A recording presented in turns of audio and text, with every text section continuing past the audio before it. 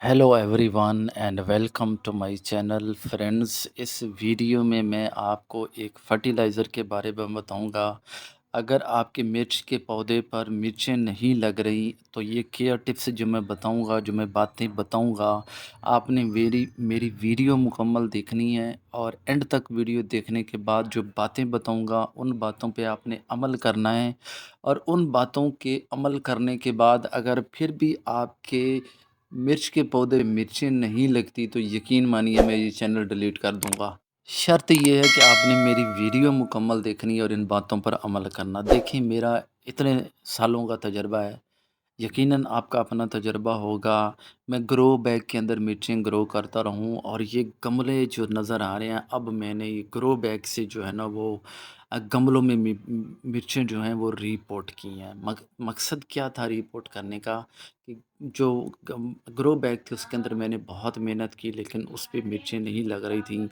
क्योंकि उसके अंदर पानी का नीचे ड्रेनेज का इशू होता है तो वहाँ मिर्चें नहीं लग रही थी, तो मैंने ये गमलों के अंदर जो है वो शिफ्ट की हैं। तो पहली बात तो ये है कि जब भी आप मिर्चें लगाइए, मिट्टी वाले जो गमले होते हैं उनमें लगाइए, प्लास्टिक के अंदर आपने नहीं लगाना। प्लास्टिक के गमले जो होते हैं वो गर्मी के मौसम में बहुत गर्म हो जाते हैं और उनके अंदर जो मिट्टी है वो खुश्क नहीं होती, फंगस वगैरह लग जाती है। और जो मिट्टी के गमले होते हैं उनमें एक तो गर्मी के मौसम में ठंडा रहता है, ड्रेनेज भी अच्छी होती है और रूट्स भी अच्छी डेवलप होती हैं। और जो मिर्च है वो क्योंकि उसको पानी कम चाहिए होता है तो वो उसको मेंटेन करते हुए जो मिर्च है वो उस पे ज़्यादा लगती है। तो वो बातें क्या है, तो पहले जो बातें मैं बता रहा हूँ उनमें से पहली बात जो है वो आपने, अगर आपने ग्रो बैग के अंदर मिर्चें लगाई हुई हैं तो उसको आप गमलों में शिफ्ट कर दीजिए।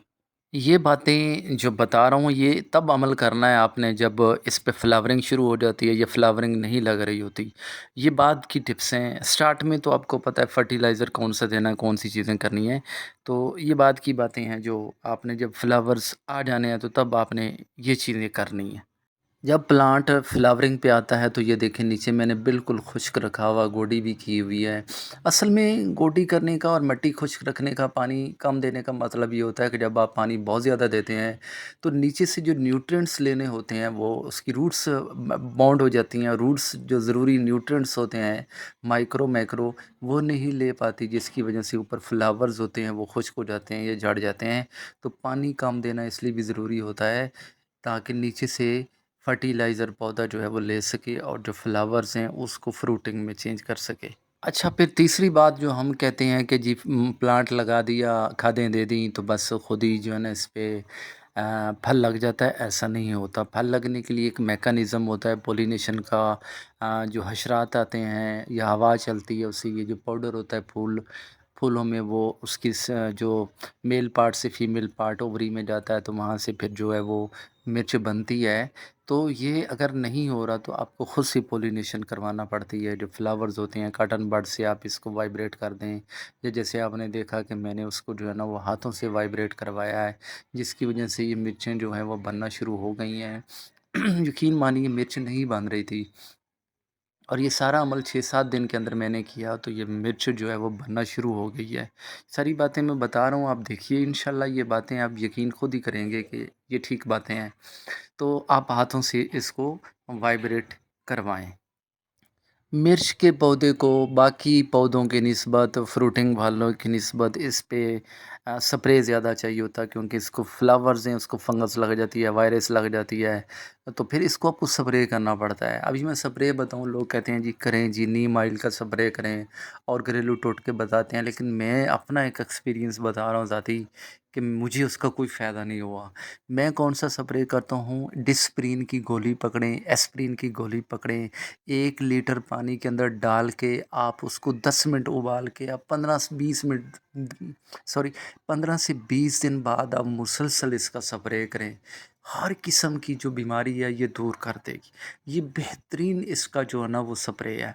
या फिर आप आयोडीन सॉल्यूशन जैसे पायोडीन होती है उसके 2-3 कतरे डाल के दूध के अंदर डाल के आप उसका स्प्रे करें तो वो भी एक एंटीसेप्टिक होती है, तो उसका भी बहुत ज़्यादा जो है ना वो असर होता है।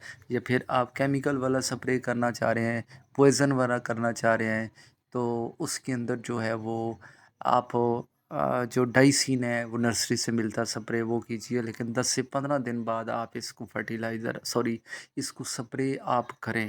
اب آئیے اصل بات جو میں بتانے والا ہوں، جو فرٹیلائزر کے بارے میں بتانا ہوں، میں کمپوز فرٹیلائزر بند کرتا رہوں، کیمیکل فرٹیلائزر کرتا رہوں، یقین مانیے گھر کے اندر جو ویسٹ ہوتا ہے اس سے بڑی چیز کوئی نہیں ہے۔ تو پھر میں اس کے اوپر آیا، جو میری مرچیں لگی ہوئی ہیں نا، یہ مسلسل میں اسی سے کرتا رہوں، اسی کا یوز میں نے کیا گھر کے اندر۔ دیکھو پھل ہوتے ہیں، سیب ہے، اسپیشلی جو کیلا ہوتا ہے اس کا جو چھلکا ہوتا ہے اس کو آپ بھگو کے رکھیں۔ ڈیلی گھر میں پھل آتے ہیں تو آپ ویسٹ کر دیتے ہیں، یہ دیکھیں میں ڈیلی بھگو کے رکھتا ہوں اور یہ میں عمل کرتا ہوں۔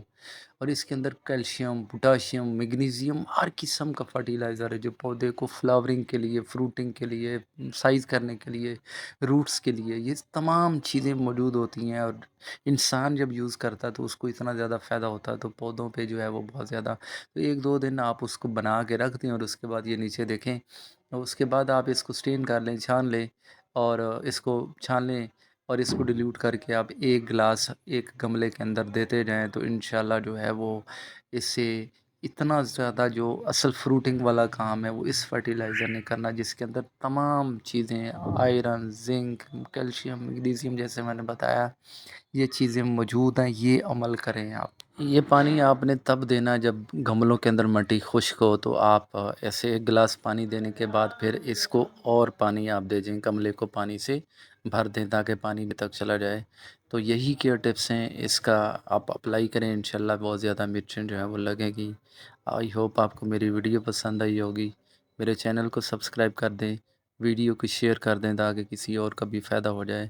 ٹیک کیئر، اللہ حافظ۔